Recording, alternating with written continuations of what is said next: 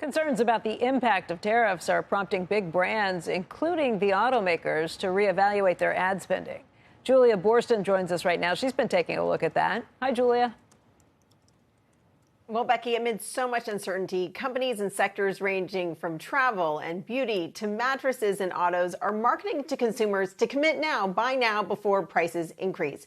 Automakers' new messaging is particularly visible if you've been watching TV because their spending accounts for 7.6% of all U.S. ad dollars and nearly 15% of digital ad growth. Automakers have been tweaking strategy. Ford and Hyundai are promoting that they've temporarily locked in prices to reassure customers. Nissan is promoting discounted prices, while Ford and Stellantis ads are also touting their American heritage. Now, global automotive lead at agency MRM, Michael Jobst, tells us, quote, in the short term, these automakers are using tariffs as a buy now messaging opportunity to drive sales by heightening urgency. The goal is to pull forward as many sales as possible and sell through the existing inventory. That means some ad spending slated for the second half of the year is getting pulled into this quarter.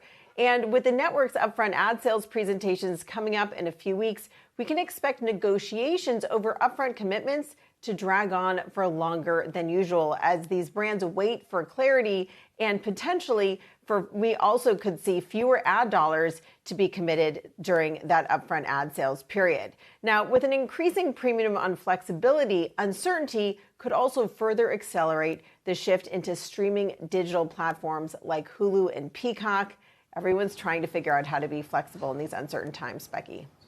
Yeah, although, Julia, we were expecting to potentially hear some bad news from Alphabet in terms of what they were dealing with the ad market. It didn't happen. Obviously, Alphabet and Google search there very different than what you're talking about in terms of the ads on some of the old broadcast networks and things. But Peacock, Hulu, I don't know, maybe there's some flexibility and maybe we'll see. But obviously, they're set up for a negotiation to take place.